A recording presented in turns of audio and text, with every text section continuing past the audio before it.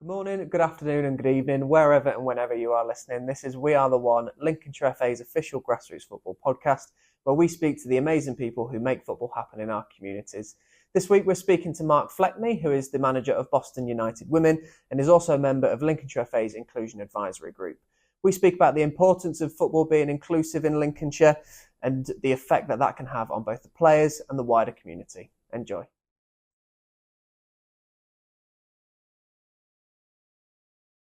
So I'm here with Marc Fleckney. Marc, do you just want to tell us about your roles in grassroots football? Where do you start? I've been coaching. I was obviously a player to start with at a grassroots club. The manager left, so they needed someone to step up and coach. That was 2010. So that was a men's team. I then moved from West London, where I was based, to Oxford.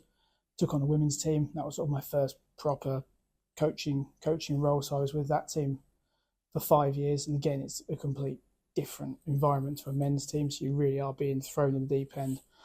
28 women looking at you, going, right, teach us something, and a lot of the players were actually older than me. So it was that culture shock of what do I do with these people? So again, it was learning on the job. Was there for 5 years, then moved with my family from Oxford back up to Lincoln. Went with the junior team just because I needed to get back into football. And again, never coached children, never really wanted to coach children, wanted to work with adults. But again, get your name back in the local environment. So I was with Lowlands up in Lincoln for 3 or 4 years. And then an under-23 job came up at Lincoln City that was too good not to apply for. So I applied for that, was there for a season, was looking to build that with Lee Mitchell, who was obviously the manager at the time. And then Boston United came calling and said, we're looking to rebuild the women's team. Do you want to take it on? And, you go down to the stadium and you walk around and you think, this is too good an opportunity to turn down. So we had our first season last year, and we're now ready to start season 2. Fantastic. And obviously you're also part of Lincolnshire FA's that's right. Inclusion Advisory Group. Yes, yeah. That's correct. That again, I saw that advertised, and again wanted to get more involved with using the experience, because time goes so quickly, you sort of don't realise you've been doing it for 15 years when the season finishes next year. So it's giving something back, because you do courses, you do CPDs, and I thought, you know what, it's time to give my experience of working the men's game, the junior team, the women's. Can I give something back and form how football is moving forward? Amazing. And what did you find more challenging, coaching kids or coaching adults? They're different. They're all people, and I think it's sometimes we get so focused on the tactics and the technical and and all the four-core and the models that we forget they're just people, and they've all got their own little idiosyncrasies, and they're all you're molding people's lives, and they all have their own challenges, but they also have their own rewards as well. So I've loved every minute of it. Super. So in terms of your role on the IAG, yep. What motivated you to, I suppose, take on that role, and why do you feel inclusion is so important in football? Because it's a game. There should be no reason to stop anybody playing. It's just a game. It's a sport that anybody can play. There's no reason for no one not being able to play football. And the more becoming married, having a family, having children, you sort of see it from different people's perspectives, and you realise that there are still a lot of stigmas in the game, and there's a lot of barriers for people, there's no need for it. There's no need for people not to have an opportunity to play football.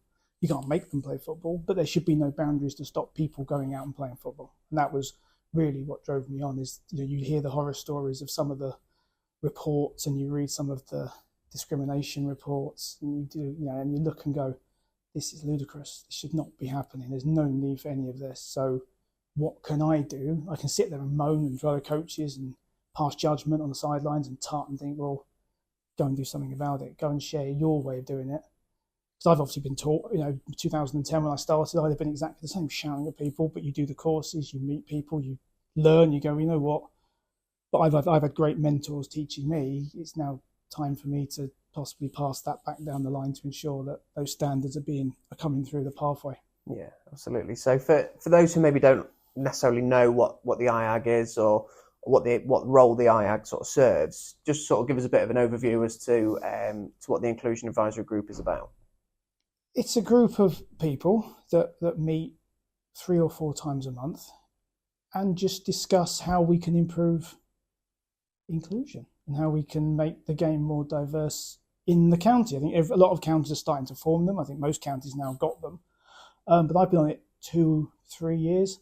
And everybody's got something different. And then, there's no two people are the same. And there's, you can pick. Obviously, most people know the protected characteristics, but everyone's got a little bit of something. So it's just going, okay, well, how can we get the message out there and how to deal with players that have got neurological problems or people that have, you've got LBGT plus issues, you've got race issues, you've got even gender issues, still got issues with male and female players. It's never going to go away, but it's how can we best serve the county and advise the Lincolnshire FA to make it better. We're never going to kick it out completely because you can't control people, but all we can do is get messages out there, educate, work with clubs. You're seeing now clubs getting awards for promoting diversity, and you've got the Her Game 2 thing, you've got the LGBT plus award that I think Boston got a couple of weeks ago, and other clubs in the county. So it is just about spreading the word, and they're not, and the people on the IAG are not all footballers. Some of them work for the FA, some of them are from business. It's just bringing people in. Some of them are teachers. So again, it's not just going, well, we're football. It's okay, well, what can we use from other industries to mould how we promote the biggest sport in the country, to sort of set the way for maybe other sports to go, okay, well, the FA are doing this. Should we be doing that as well? Yeah. And do you think it's important for people on the IAG to sort of have those different life experiences? So like you touched on, people who are teachers, people who are maybe not necessarily primarily football people. Of course. Do you think it's important to have those people in there? Because if you just have a closed door policy of football, you're never going to learn. Because if it was right, you wouldn't have the IAG in the first place. So clearly there's a problem. What can we take? And it's different. We've got people from the youth council on it. We've got people at the other end of sort of the older generation. It's good because, I can sit there as a coach. I can give the coach's perspective. We've got someone from business. We've got people from the FA. We've got youth award players. We've got youth coaches. It promotes a dialogue that has to happen. And, there's no right way of doing it. But it's the more people you can make aware. And from business we did this, or in education we do this. Okay, well, can we take that and make it relevant to football? If we can, how do we do it? Tick. Right, and how do we get it from there to Mr. Smith on the sideline teaching his 8-year-olds, or whoever it is? That's the step we've got to now do. It's good work being done, but how do we get the message out there? Yeah, absolutely. So, in your experience, how has sort of grassroots football, changed and evolved in terms of inclusion and diversity over the years? It's got a lot better, and you can just see it walking on the park, or if you go to one of these big these big junior teams, they've got the 7 pitches. You can see that there's, there is more. It's difficult. How do you put it properly? How do you put it properly? But you haven't got girls playing in boys teams. You've got girls teams. You've got boys teams. You've got walking football. You've got disability cup. That wouldn't have been that 10 years ago. It's not even existing. You've got the LGBT plus awards that are going to different clubs, not just clubs at the top, but other clubs can strive to get that. It's not a bad word to say. It's not a dirty word to say. It's just how clubs are now looking at themselves, going, right, well, how are we dealing with this? It's not. I feel the clubs aren't doing it as a box ticking exercise. It's very much okay. Well, even things that you think were done years ago, like making everything wheelchair accessible, you get it some grounds, it's still not. So again, that's still part of the diversity and inclusion. I think the big word is inclusion rather than diversity. It's how do you make football accessible for everybody? Whether they're 90, whether they're 10, male, female, sexual orientation, wheelchair, and that's it. And it is football for all. And I through my coaching try and promote that football for all, and I think it is key. There's no reason anybody can't play a form of football. Yeah, absolutely. And you mentioned earlier about sort of being able to check and challenge, the county FA in terms of if something maybe isn't quite right. how should it be approached? This is a problem within the game, within our area. Yeah. This needs to be an area of focus. Why do you think it's important for the County FA to maybe have that level of sort of a body to challenge its own operation, I guess, if you like, in terms of inclusion? Because it's like football, it's a pyramid, and people do look up to the Lincolnshire FA as a standard setter. And if they're going to clubs and questioning the clubs, they should also accept that maybe what they're doing isn't right either. And I think they've been really good. I mean, since we've done, they started the IAG. There wasn't a group of people that went to them and said, we want to do this. They advertised for it, so obviously they've identified there's a problem. But a lot of teams do look at them and go, right, and the Lincolnshire FA website is brilliant. It's got everything you need on there. If you've got any issues with anything, you go to your club, you go, oh God, we've got a player that's got this. How do I deal with it? You go on Lincolnshire FA. It's got, if they don't know, they'll tell you where to find the information. And I think they have to constantly challenge what they're doing, because clubs do just go, okay, well, if Lincolnshire FA are doing that, if we're in line with what they're doing, we can't be told we're doing it wrong. So it trickles down all the way down. So it might go from, let's just say, there's a North Lincolnshire FC, I've made it up, but then that goes into the club, and the club diverse that to their 15 junior teams. That goes into the players, that goes into the parents. You all of a sudden, you see how quickly that message gets spread, and you think you've got the JPL, you've got the Quickline Lincolnshire Women and Girls Football League. Again, they're all going to filter into the Lincolnshire FA. So yeah, I'm very proud to be on it, because I feel we are making a difference in the county. I mean, what challenges have you maybe encountered in promoting inclusion, whether that be related to LGBTQ plus, race, gender, or ethnicity? And I guess how have yourself, and maybe if there's something within the IAG, have the IAG sort of looked to overcome those challenges? I think we've all played football. We all know things get said. We all know things get done that with a rational head on, you wouldn't do it or say it. And it's a cheap insult or a cheap comment, and players do it to themselves. It's coaches, players, parents, coaches. But that's, once you see it, and when I've had issues at all my various clubs of something, and you see it and you go, what do you do? And as a coach, you're standing there going, no, I should be here just dealing with tactics and the players and keeping them happy. And I've now got to deal with this. And we had quite a serious one in my team in Oxford that went all the way up to disciplinary and panel. And it's not until you see it, you just think, what, this is not needed. It was a cheap comment. You could see the problem. You knew it was coming. You knew that was it, because the player was running out of ideas of what to do, and it was just a blur. And you just go, right, okay.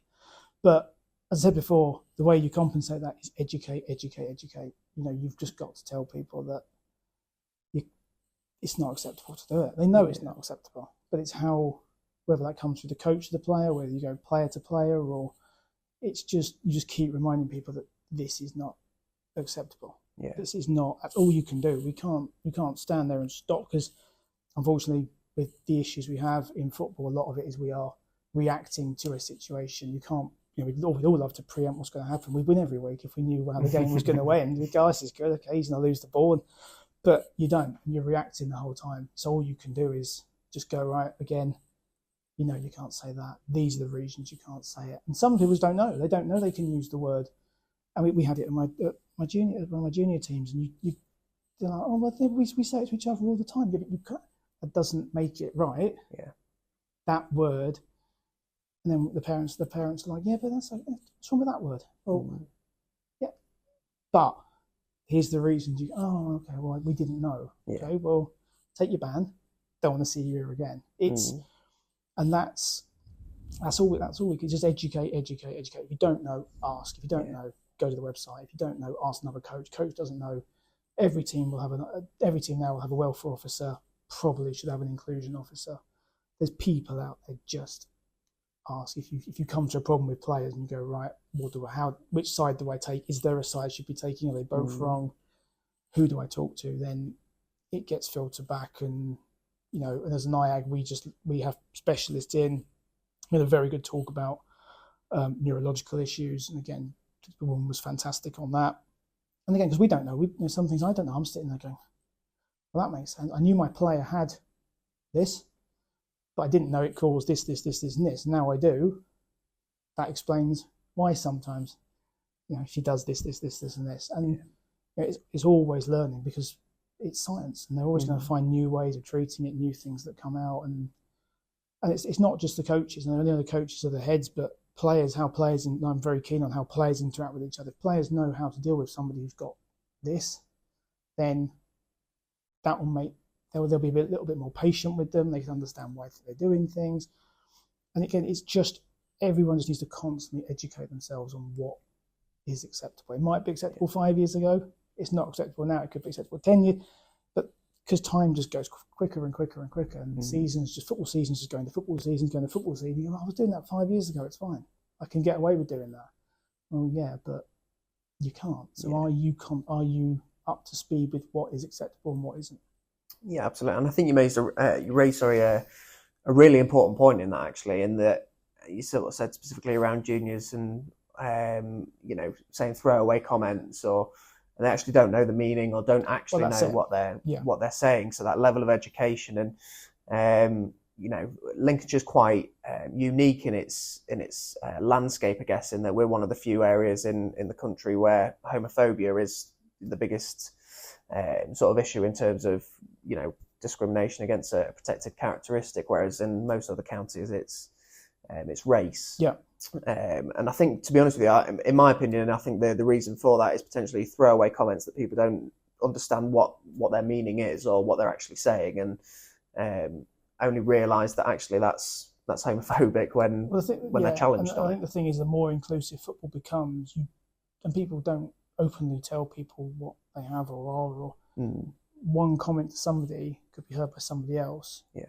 Who go, well, hold on, I've got that, or I identify as that, or I am, but they don't know that. Yeah. They're just going, oh, you're a X, and they don't know. And the thing is, the old, I don't think in the old days it's hard to say that, but the more inclusive football gets, people have got to really be careful on what, especially when you're just using these throwaway comments in the heat of the passion. Oh yeah, well, there might be somebody on that pitch who takes serious offence to that, or you don't know if that's a trigger for something else, or they've had previous experience of that. And again, it's just educating. I'll use the word again. It is educating yourself on who's in your team, what your football environment is as a coach. What environment are you creating? How well do you know your players? It's just making yourself prepared for anything that can come up. And the one question that a lot of people will always ask, and there'll be people listening to this who will ask the question as well, of, is it getting, are things getting worse, or is it that people have got more confidence in reporting things? Because we've seen that over the last sort of 2-3 seasons that, cases of homophobia, for example, have risen and risen and risen and risen. So is it a case of it's happening more and more, or do you think it's just a case of people have now more confidence in reporting, or is it a mixture of the two, do you think? Again, I can't speak for the whole football landscape, but in women's football, I've not seen a big rise in homophobia, or I've not really seen big issues full stop. I think once everyone came back from the pandemic, there was a spike. People, I think, have been, which report people have been locked up all the time, and it's causing this. But I think what has massively helped is the fact that people have now got portals to report things and go anonymously, or they've got a safe space where they're not having to go to somebody and go, oh, this happened, because some of it could be embarrassing. It could be, oh, I haven't told you this, but I'm homosexual, for instance, and I was called this. But now they can just go to the FA and go, this has happened, and send it, and it can then be dealt with in the following channels. Yeah, and that's one thing I have found, is that is one good side of it, and secondly, is that the more it's spoken about, the more confident players are coming to you and telling you who they are as a person. And again, it's creating that environment where they trust you. Yeah. They can go, you know what, this coach or parent or welfare officer is here because they've got our backs. It might take time, but the more they trust you, the more they'll go, this could be a problem, or by the way, I'm going through this, or what you don't know is I've done this in the past, and this, and it's all that reporting. It's not just reporting issues; it's just that constant communication and reporting that it's okay to, And again, that's all the good work that's been done by the FA at the top and by the counties. And again, the counties bringing specialists in, and they're not dirty words anymore. People haven't got to hide. People can be who they want to be, and that's that. And the more that can be pushed and that can grow, that can only benefit football in the long run. And you've raised something quite poignant there as well, in that people haven't got to hide who they are. They can be who they want to be. But what is the effect of someone being able to say who they are and be who they are, and not have to come to a training session, for example, and hide certain elements of who they are? What effect can it have if they have to do that, and what effect can it have the fact that they haven't? They're confident. Mm-hmm. They can be themselves. And again, I've learned this from mentoring, and when I first started, it would never have happened.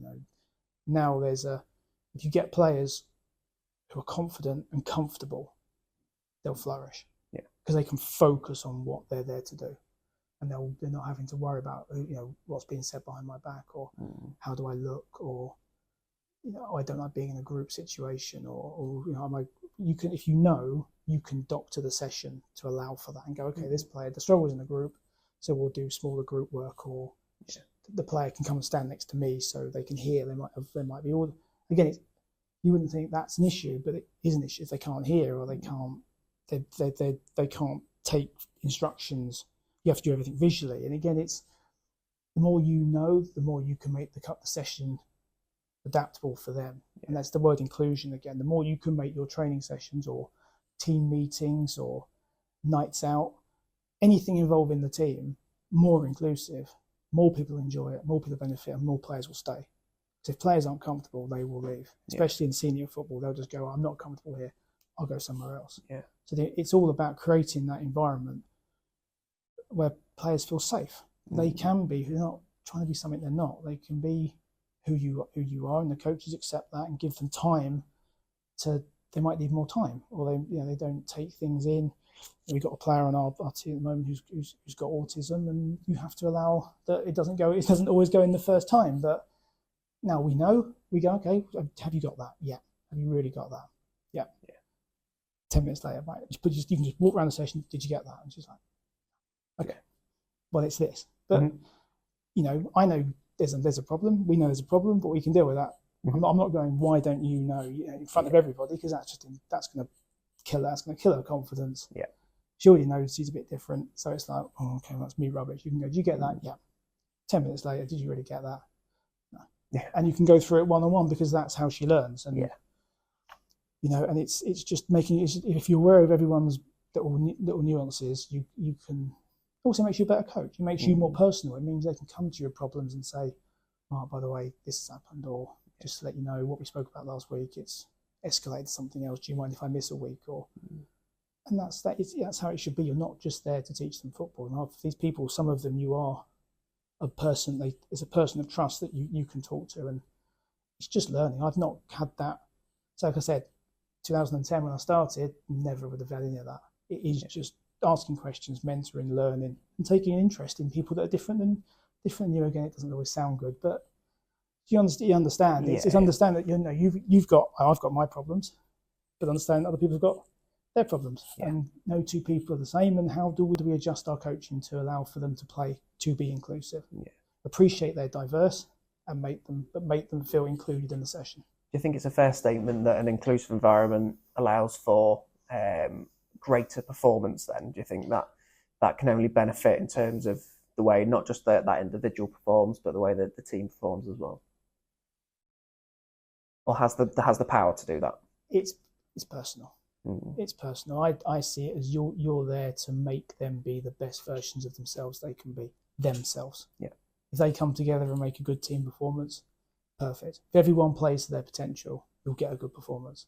Mm-hmm. If one player, a coach mentor of mine said, you're only as good as the worst player on the team. So if that worst player is struggling, the whole team comes down. You can make everybody feel that they're comfortable, confident, 100% of their ability, the performance will come. Yeah. And that it's set in that environment that you've got the players you've got. You don't get rid of people because they've got issues. It's your job as a coach to coach around that and bring that's a challenge to me. Mm. Okay, how do I make that player fit into what I want to do? Yeah. Now there'll be, I'm very much a believer of sort of addressing what the narrative, I guess, around what people will say, and not shying away from what the general feeling is. And a lot of people will hear that, oh, we've got an inclusion advisory group, and we need to be more inclusive, and we've got the LGBTQ plus accreditation program. We've seen it through promoting it in recent months that a lot of people say, oh, you just need to leave kids enjoy their football, or leave people to enjoy their football, and it's woke, and that word gets thrown around an awful lot. Do you think there's maybe a level of understanding that the community, maybe as a whole, maybe not just even football, that actually there's a need for an inclusion advisory group, and there's a need to drive that message in to make sure that football, as you've sort of touched on, is a space for everyone? Yeah. Just look at the disciplinary reports. It'll tell you that there's issues, and so there is a problem. If there was zero issues, like I said, in an ideal world, there shouldn't need to be an advisory group. It's there because there's a problem. Yeah, and it's not a Lincolnshire problem because other counties have got it as well. So it's an issue in football. Yeah. I'm a white heterosexual man, so I am, what stereotypical what you'd get in football. So I can't even begin to understand what the struggles that my women players have had to get. Some of the older players have had to get through. My team in Oxford, we had players late 30s, early 40s, and this was 2014. So the barriers they must have got through just to get to play football, I can't even understand that, because I've always had opportunities to play football. So it's not until you get involved with these people and you hear their stories and, oh, I had to play on the boys' team, we didn't have a girls' team, or I had to do this. The players are over there, and I had to get ready over here. I don't know that's what you should be doing, but they're still being excluded from a team environment where now girls have got equal opportunity to play football in a girls' team with peers and players of their own age. And you just need to talk to people who've gone through the struggles to understand why we need better understanding of football. Because I'm not here to tell people how to. The IAG's not here to tell people how to do it. It's to make people aware that people are going through this in their day-to-day life, and they could turn up at your coaching session tomorrow. Deal with it. Yeah. How do you deal with it? And you're not. And it's even things you don't even think about that turn up at your doorstep, and you go, right, okay, how am I doing with this? And onto the website you go, and you fly away, and a parent comes up to you and goes, I'm just letting you know that, this is going on, and this is, little Susie's got this, and just like making you aware. I go to my assistant coach and go, do you know what this condition's called? And we're like, oh, okay. Yeah. But it's because she trusts that we're not going to take that any further or hold it against her. Yeah. They'll be more open with you. Mm-hmm. But and it's the word advisory. It's not. We're not telling people how to do it. Yeah. It's an advisory group. It's could we make this best practice? Is this the right way of doing it? Take it out to market. Test it. Does it work? Take it back. Yeah. Did it work? Have you considered this approach? Yeah. That's where you bring the people from outside business and go, well, you know what, in education they do it like this. Okay, well, football we do it like this. Is there a way we can mould it, merge it, make it better, or do we just literally go, right, that's a good idea, we'll use that, off we go? So yeah, I know people don't like, because people have always done it. It's that we've done it a certain way. Yeah. And football's very much, and if you take your kids from under 7, you take them all the way through to under 6. That's 9 years of you being in got my players, taken them through. We've done it this way for 9 years, 8, 10 years, and look, the coaches do a great job. Everyone in grass football does an amazing job. Most of them volunteers. But it's also, and the thing is as well, is I tell a lot of coaches that it protects you. Yeah. That's the key thing. If you're knowledgeable, it protects you, because you could just, a body gesture or a comment or a look can even be taken the wrong way, and you're then, not even knowing it, you're up in front of a board going, right, you've been accused of doing this, and you're like, was I? Yeah. And that's the thing, is that the more you understand, the more you've got, it protects you. And that's ultimately, again, a reason for even if you've no other reason for looking into this stuff, it just gives you the safety net of knowing, like, protected characteristics. Before I joined the IAG, no idea. first thing, name protected characteristics, and Jordan, who's done a great job running it before he departed, gave us a quiz. And you're sitting there going, oh yes, all right, I've done football. Yeah. What are your protected characteristics? I've got about 7.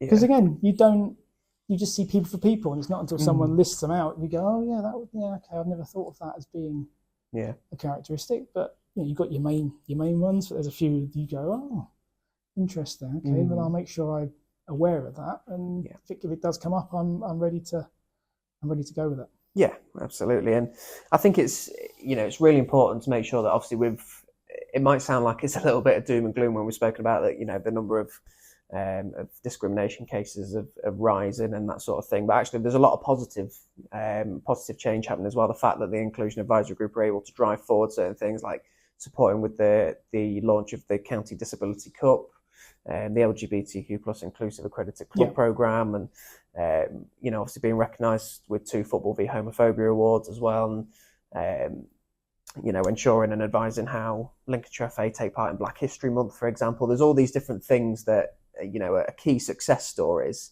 that sort of show how far as a community in Lincolnshire we've come. Yeah, and also it puts it in the public realm that these things are being considered, and if you do fall into one of these groups, we are taking it seriously. This isn't just doing it to get an award, or we are. It's every year, so it's not just we do it for the year it's popular. Every year it comes round. You know when it's coming. You know when things. Like you did a great talk at Lincoln City. I was at that game, and again the more the top clubs get involved. You're talking in front of 7,000 people. And that straight away, those 7,000 people, then that will go on their website, and that will be seen by 40,000 people, and then you'll do another club, and the more everyone's in it together, the message will spread wider and wider and wider, and that's ultimately what we're doing it for. And do you think there's a lot of power in, and maybe sort of the bigger clubs like Lincoln City or Boston United or Grimsby Town, Scunthorpe United, I suppose, are the 4 big ones in Lincolnshire. Do you think even they maybe don't necessarily they maybe underestimate the power that they've got for positive change, so that like I say, inviting like myself to speak at halftime at that game against Fleetwood, or having take part in Rainbow Laces or Football v Homophobia, or Black History Month, all these different campaigns, and that has an effect ultimately, doesn't it? Yeah, I think it gives it a broader audience, and it gives more credibility to the cause, because I think people see the Lincolnshire FA as, well, they're just dealing with the people down here. And I think once it goes, and they don't, obviously they deal with everything, but I think once it goes up the tiers, the fans start looking, going, okay, well, what am I doing about it? Or and some of them, of course, you're going to get people who say, oh, well, they're just doing this because it's popular or woke. That word that always crops up and doesn't actually mean anything. But it's an easy word to band about, and it does. It just gives the people that fall under that category respect, because the club are going, we are identifying you. You are a special group within our overall fan base, and we are including you in our club, and we identify. We are acknowledging that you're there, and welcome. If they ignored it. Or they make a stance that we're not doing it, that's even worse. But I think the fact and again, that's what I said to you before. It's talking to a certain. When I said to you about being what I am and not understanding other people. If you don't get anything from the message, don't worry about that. Yeah. But somebody in that 15, 20,000 seat stadium will get that message. Yeah. And that's for them. Yeah. You can read it and go, oh, okay, that's it. You haven't got to go, I don't agree. Okay, well, that message isn't for you then. But the message, somebody in that stadium will get that message and will feel included in that club. And that ultimately is what it's about. It's understanding that sense of belonging. Yeah, and it's not just about, if you read a message, you don't like it, don't worry about it. Yeah. You haven't got to take it anywhere. You haven't got to discredit it. You haven't got to comment on it. But 10 people in that old stadium, or somebody who goes, oh, I'm not sure about going to football on Saturday, I don't think it's a space for me, might look at that and go, you know what, I might go Saturday, I might go Tuesday, I might take my children Tuesday, because we're who we are, and it's a safe space for us to go on a Saturday, and it's that inclusion. You haven't got to make. You can't control the outcome. All you can do is give people opportunity, and the more people feel safe of going to football, then they will go, they will play, and ultimately they could then give back to the game and go, you know what, my 2 5-year-olds now want to play junior football. I'll become a club secretary because that club demonstrates that they're inclusive, and then that might be 3 people who are then involved in football for 20, 30, 40 years. What advice would you give to other volunteers who sort of want to promote inclusion within their teams or clubs, but they might not necessarily know where to start? I think like I said, most clubs will have a welfare officer who will have gone through some training. I think the idea, I don't know if it has happened, but I know in the IAG we have talked about clubs having an inclusion officer, so I don't know if that's a formal role you have to have, but I know it has been discussed and probably will ultimately come in, because it is a completely different to the welfare officer. So that would be the first point of call. Then you've got Lincolnshire FA, and I think the IAG's got its own page on the website. So, and again, you've got all your social medias, you've got the FA's main website, you've got great things on there about it, and it is just education. It is education. Not just reading the horror stories or reading someone's opinion on social media, actually doing your own research and going, well, what is this? And talking to your parents, talking to your players.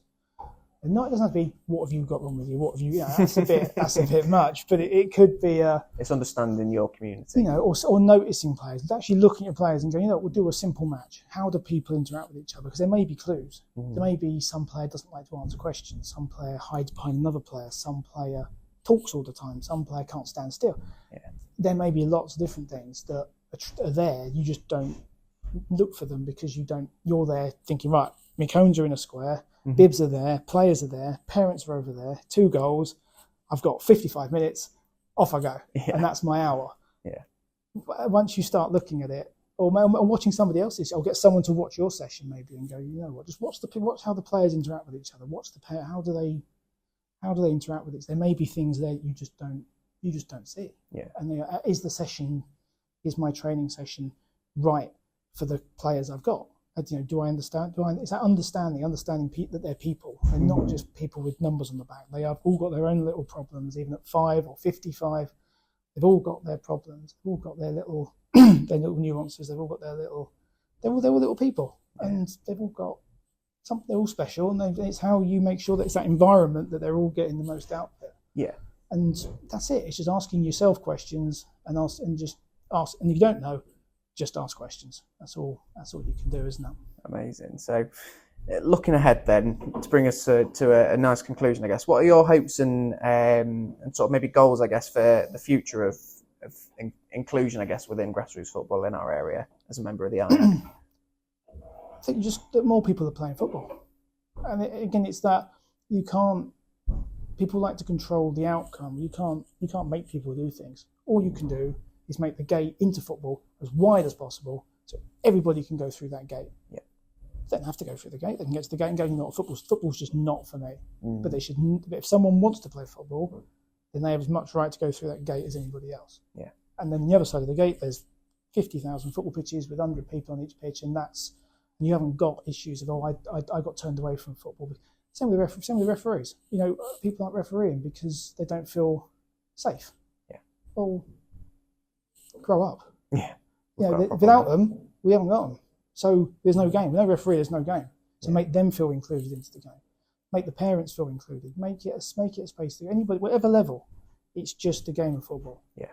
Turn up, put your boots on, or your Astro boots on, or you're playing indoors, or you're in a chair, and just play a game you want to play because you've got a passion for it and love it. Don't feel like you can't play because I don't feel like I'm safe, or I feel I'm being judged, or I feel I'm being looked at. Come on, we're not here for that. No, we're not. We've all taken a role in this sport because we love it. I would hate one day for someone to tell me I can't do it because of X, Y, and Z, or put yourself in a position and go, you know what, you're not allowed on the pitch today because of this. All of a sudden you realise this is ludicrous. There's no reason that anyone here should not be able to get on that pitch and play. Mark, it has been an absolute pleasure to. No, to sit thank you very and- much for and asking me talk to down. you. I've loved every minute of it. Fantastic. Well, hopefully we see lots of success for yourself as a coach and for the Yes. Boston United women as well this season. Thank you very much. And hopefully we see lots of positive strides continuing to be made in terms of making the game more inclusive as well. I hope so. Mark, thank you very much. Thank you very much. Thank you.